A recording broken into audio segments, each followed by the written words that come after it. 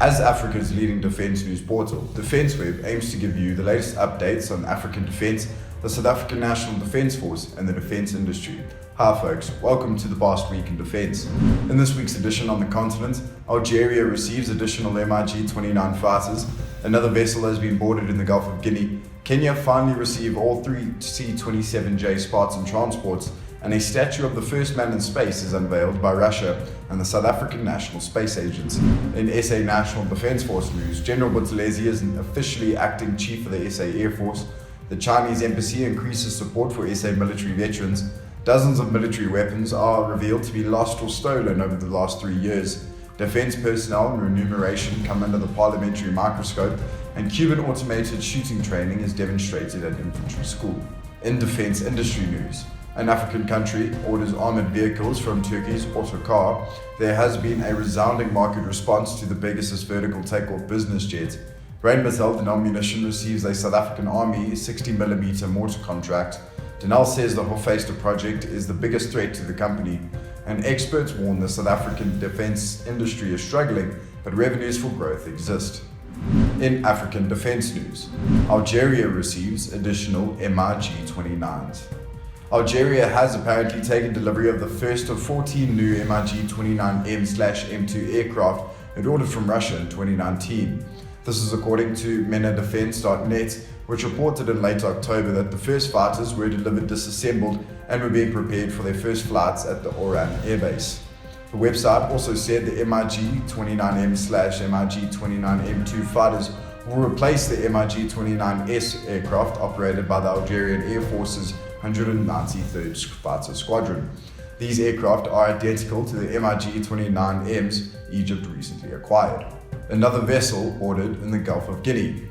A product tanker has been boarded in the Gulf of Guinea, but the crew are safe in what was the 14th such incident in the area this year. The Panama-flagged product tanker Neferli 2 activated her HIP security alert system on the 4th of November whilst in transit 94 nautical miles southwest of Brass, Nigeria. The vessel is understood to have been boarded, but the crew, comprised of Russian, Georgian, and Ukrainian personnel, are believed to be safe. Perpetrators are understood to have departed the vessel. Kenya finally received all 3 C-27J Spartans. The Kenya Air Force is now operating all 3 of its C-27J Spartan transport aircraft that it had ordered after the third was held back in Italy due to the coronavirus pandemic. The final aircraft resumed test flights in Italy in May and arrived in Kenya at the beginning of October, where it was handed over in an official ceremony on the 2nd of October.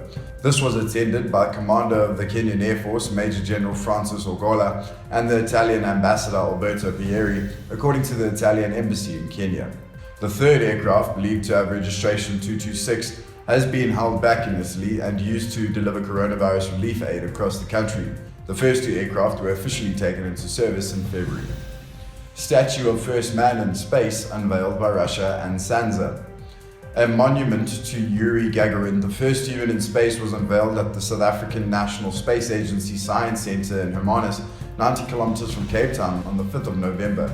The bust of the Soviet Air Force's pilot and cosmonaut, who became the first human to journey into outer space aboard Vostok 1 when he completed orbit of Earth on 12th of April 1961, is situated at the South African National Space Agency Science Centre, previously the Hermanus Magnetic Observatory. It is South Africa's national geomagnetic research facility. Donated by the Dialogue of Cultures United World Charity with the support of the Consulate General of the Russian Federation in Cape Town and the SA National Space Agency, the bronze bust was unveiled by Yakov Baskakov, Acting Consul General of Russia in Cape Town. And in SA National Defence Force news, General Buthelezi, officially acting chief of the SA Air Force. Major General Mzani Fani Innocent Buthelezi is officially the acting chief of the SA Air Force, following the retirement of Lieutenant General Fabian Msimang after 8 years in the post. Chief of the SA National Defence Force, General Solly Schalke, appointed Buthelezi with effect from 1st of October until the permanent incumbent is appointed. This is according to a 20th of October statement by Brigadier General Hilton Smith, Director for SA Air Force Corporate Staff Services. Msimang retired on the 30th of September as he reached 60 years of age, which is the mandatory retirement age in the SA National Defence Force. His appointment was 1st of October 2012, succeeding Lieutenant General Carlo Gaggiano.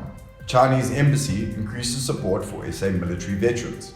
With China looking to enhance bilateral relations and cooperation with South Africa regarding military veterans' welfare, the Embassy of the People's Republic of China in South Africa organized 2 events in October.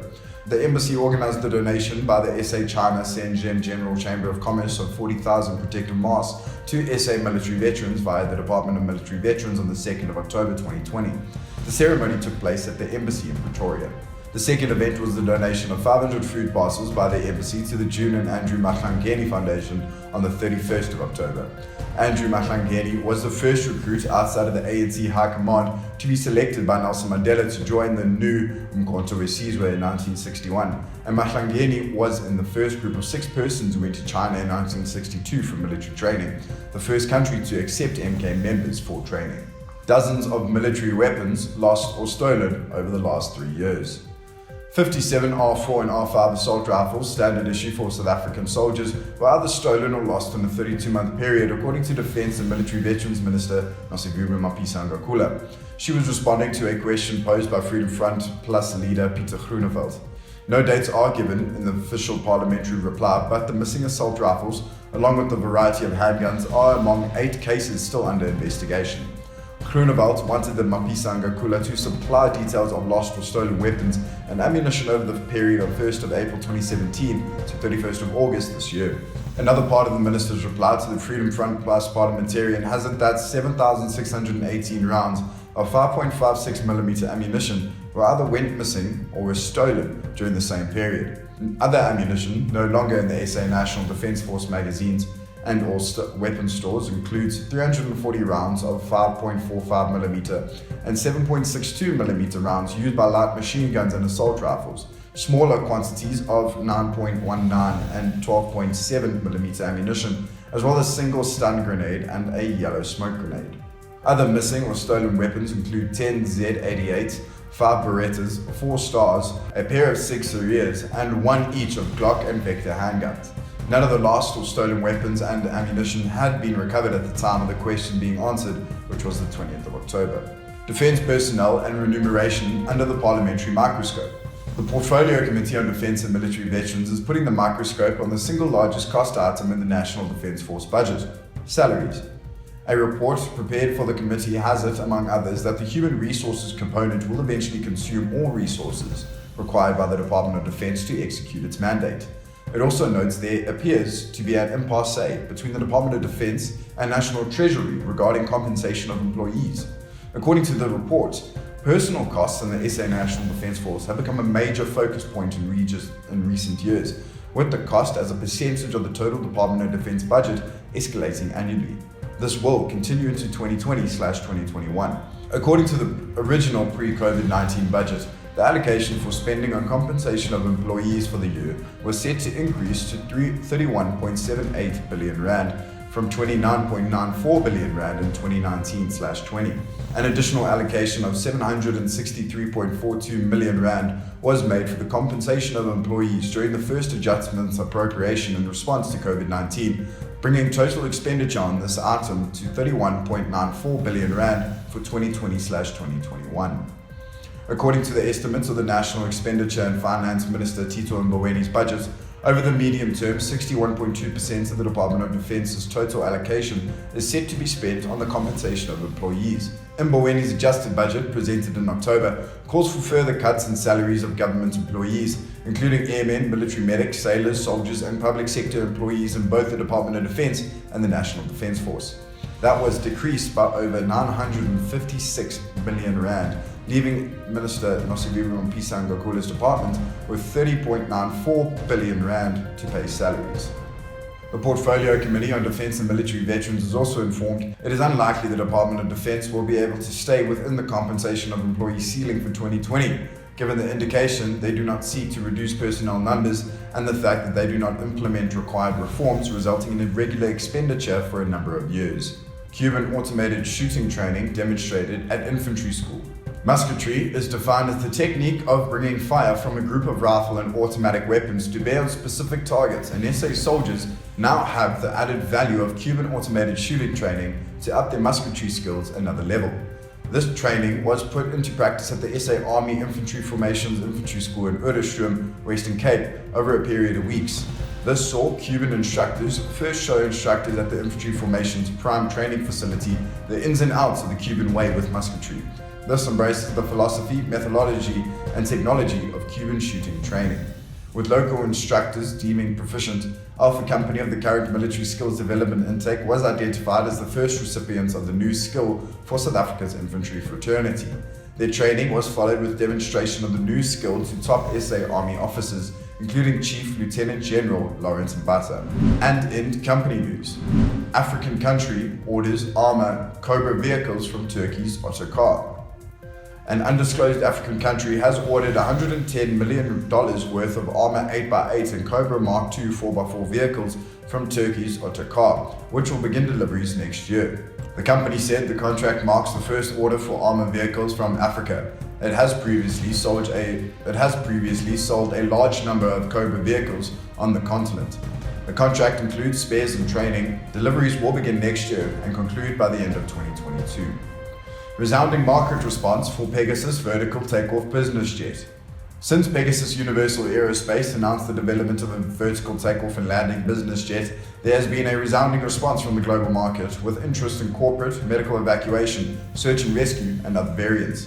This is according to Robbie Irons, CEO of Pegasus Universal Aerospace, who told DefenseWeb that countries and clients around the world have been inquiring about using the aircraft for business, border control, policing, oil and gas, and cargo applications, amongst others. Pegasus is, however, focusing primarily on corporate applications with the aim of achieving Federal Aviation Administration/European Union Aviation Safety Agency certification. In spite of the coronavirus pandemic, Pegasus has been able to remain firmly on track and is negotiating with various foreign funders and investors to participate in the development program. If funding goes according to plan and the milestones are successfully reached, Pegasus hopes to reach for certification by 2025/27, with deliveries following thereafter. RDM receives South African Army 60mm mortar contract. Rheinmetall Denel Munition has revealed that the South African Army has ordered millions of rands worth of 60mm mortar ammunition. The company said the Army ordered conventional 60mm and 60mm long-range mortar ammunition, including high explosives, practice, illumination, and smoke burst screening smoke mortar cartridges. These will be delivered within 12 months. Hoefyster, the biggest threat to Denel. The Hoefyster project for the new Badger infantry combat vehicles for the SA Army is the biggest threat to Denel's financial stability, Denel board chairperson Montla has said. Speaking during a presentation to the Portfolio Committee on Public Enterprises on Denel's funding and governance challenges in late October, she said that Hoefyster remains the biggest threat to Denel. If the parties do not find a way to resolve the technical issues around the program, Hoefyster remains the single biggest program on Denel's balance sheet or income statement. In September, Defence and Military Veterans Minister Nosiviwe Mapisa-Ngakula said in response to a parliamentary question that Project Hoefyster suffered significant delays and Denel is currently reneging on contractual deliveries for this project. In 2018, Denel formally indicated to Arms Corps it cannot complete the project within timescales, specifications, or budgets and requested a reset of the contract. SA defence industry struggling, but avenues for growth exist. The South African defence industry is struggling to survive amidst a declining local defence budget, stiff competition and poor economic growth, but it is possible to develop new avenues for growth, experts have said. Speaking at the recent Aerospace, Maritime and Defence Virtual Conference, National Defence Force Industry Council Strategy Project Leader and Arms Corps Non-Executive Director Dr. Moses Kanyile said that the South African defence industry has been characterised by ever-declining defence spending amidst poor economic growth and competing socio-economic priorities. As military sales and exports are a function of defence spending, and defence spending in South Africa has declined to dangerous levels, this has a negative impact on the industry, with the result that the National Defence Force is not an anchor client for the industry. Skilled labour can hardly be sustained on the current budget, Kanyile warned. Even before COVID, many companies had to close down. In 2019, the National Defence Industry Council Strategy conducted a study on companies in distress and concluded that the majority of companies which operate in the strategic and sovereign space were in danger of going under due to the defence budget allocation. Even though South Africa's defence industry punches above its weight in niche areas, exports have taken a serious knock, including due to the liquidity challenges at Denel and the ripple effect this has had on the sector, Kanyile said. defense exports remain a crucial element of sustainability and global competitiveness for the local industry. To grow the industry again, a number of interventions need to be made, including consolidation, focusing on niche areas, diversification, and leveraging intellectual property, Kanyile said. Please like and subscribe to our YouTube channel, our daily and weekly newsletter, and our other social media platforms if you enjoyed the webcast. Leave a comment below. Thank you for watching, stay safe, and we'll see you next week.